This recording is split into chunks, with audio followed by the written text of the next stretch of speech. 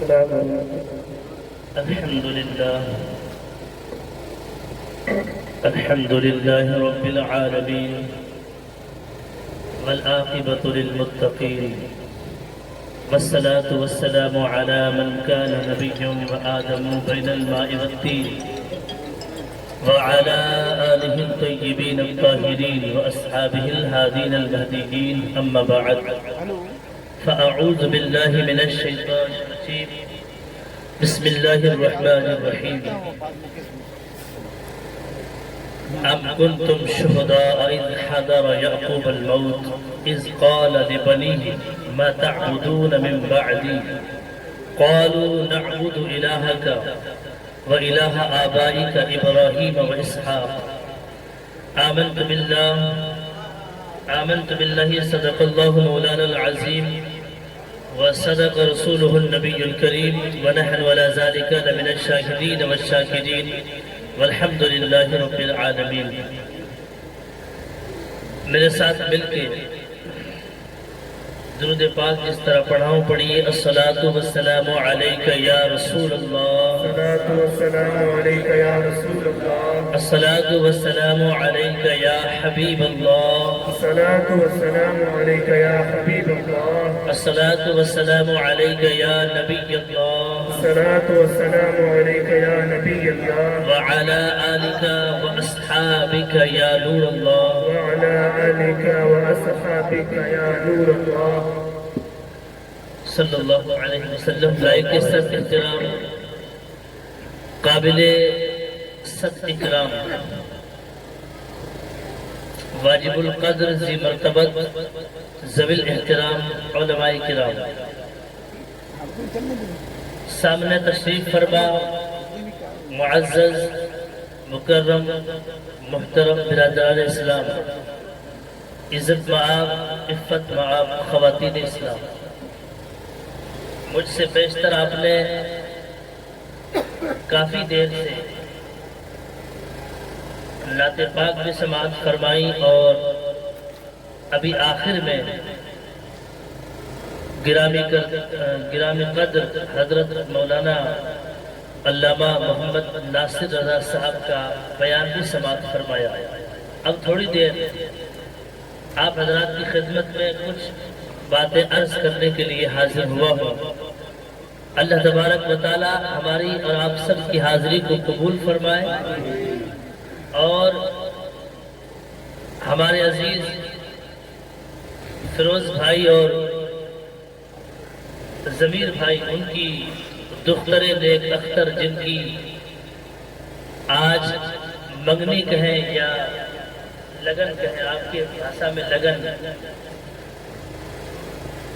جن کی یہ شادی ہونے والی ہے، اللہ تبارک و تعالی نیک بختی ان کا مقدر فرمائے، خوشیاں ان کی زندگی کا حصہ بنائے اور اللہ تبارک و تعالی زوال نعمت سے، آفات و بلیات سے حفاظت فرمائے.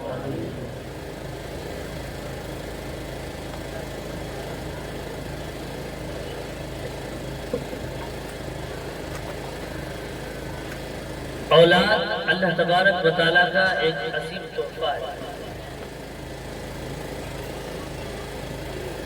یوں کہہ لیں کہ اولاد انسان کی نیک نامی کا ذریعہ بھی ہے اور بدنامی کا بھی. اگر اولاد صالح ہو تو نیک نامی، اور اولاد بد عمل ہو، بد کردار ہو تو بدنامی. اور یہ سارا کا سارا حساب و کتاب دار و مدار ماں باپ کی تربیت پر ہے. ماں باپ اپنی اولاد کی جیسی تربیت کریں گے، آگے چل کر اولاد ویسی ہی دنیا کے سامنے ثابت ہو. اس لیے دین اسلام میں اس بات پر بہت زور دیا گیا، بار بار اس بات کو دہرایا گیا، ماں باپ اور سرپرستوں کو بار بار یہ کہا گیا کہ اولاد پیدا کرنا کمال نہیں ہے، صالح اولاد کو پیدا کرنا یہ کمال ہے. حضرت زکریا علیہ السلام نے جب اللہ تعالیٰ کی بارگاہ میں دعا کی تو یہ نہیں کہا کہ اے اللہ مجھے اولاد عطا فرما، بلکہ کیا کہا رب ہب لی من لدنک ذریۃ طیبۃ، اے اللہ تو مجھے اپنی طرف سے طیب یعنی نیک اور پاک اولاد عطا فرما۔ حضرت سلیمان علیہ السلام کے پاس جب اللہ تبارک و تعالیٰ نے بادشاہی دی، حکومت دی، تخت و تاج دیا، ہواؤں کو، پرندوں کو، جنات کو، انسانوں کو سب کو مسخر کر دیا، تو آپ نے اللہ کی بارگاہ میں کیا دعا کی؟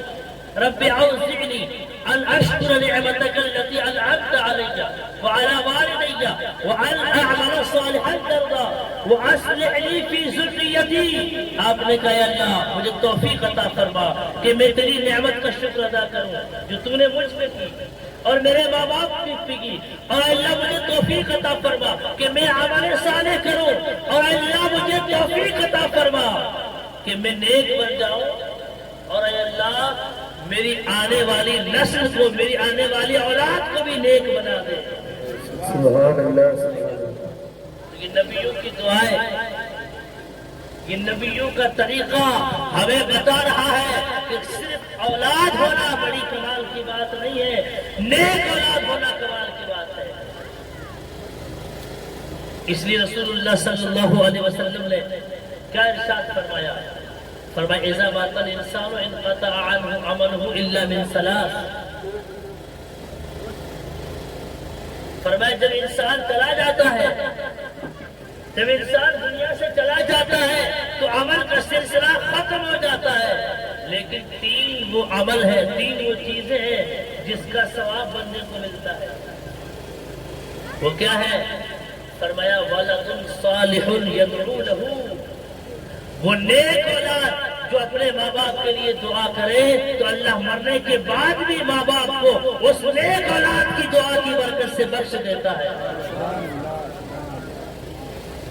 ہماری آج کل سوچ بنی ہوئی ہے کہ مسجد بنا کر جاؤ تو صدقہ جاریہ ہوگا، اچھی سوچ ہے۔ مدرسہ بنا کر جاؤ تو صدقہ جاریہ ہوگا، اچھی بات ہے۔ کسی ضرورت مند کی مدد کر کے جاؤ، اس کو گھر بنا کر کے دے جاؤ، کسی یتیم لڑکی کی شادی کرا کے جاؤ، کسی کو دنیا کا ساز و سامان دے کے جاؤ، صدقہ جاریہ ہوگا۔ میں کہتا ہوں میرے عزیز یہ سب بھی صدقہ جاریہ ہے، لیکن نیک اولاد چھوڑ کے جاؤ یہ بھی صدقہ جاریہ ہے۔ نیک اولاد چھوڑ کے جاؤ یہ بھی صدقہ جاریہ ہے۔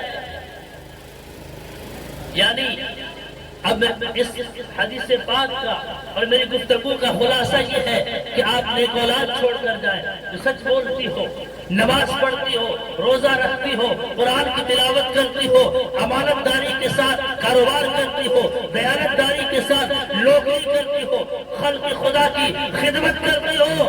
آپ مر کے دنیا سے چلے جائیں گے، آپ کی وہ نیک اولاد دنیا میں رہے گی، آپ کو اللہ قبر میں بھی ثواب عطا فرمائے گا۔ سبحان اللہ سبحان اللہ، کیا کہتے ہیں، بہت خوب۔ اور ایک حدیث پاک ہے، چونکہ میری عادت ہے کہ میں جہاں تک ہوتا ہے کوشش کرتا ہوں کہ قرآن و حدیث کے مطابق بات کروں۔ اس زمانے میں چونکہ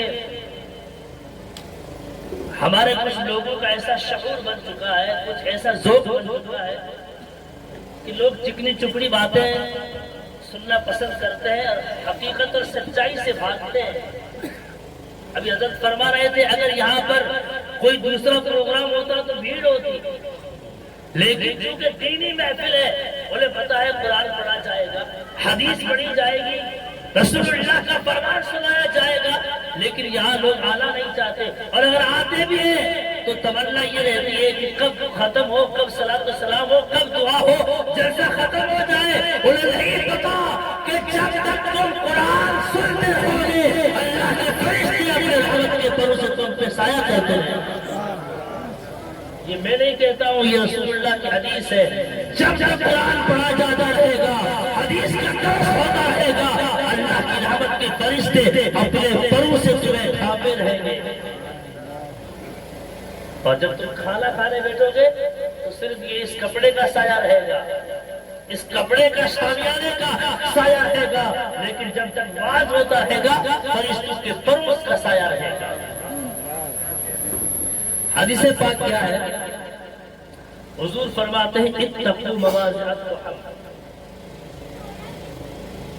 یہ میں تمہید باندھ رہا ہوں، آپ ذرا توجہ سے سنیے گا تو آگے آپ کو بات سمجھ میں آئے گی۔ حضور فرماتے ہیں اتقوا مواضع الطعام، تہمت کی جگہ سے بچو، تہمت لگ جائے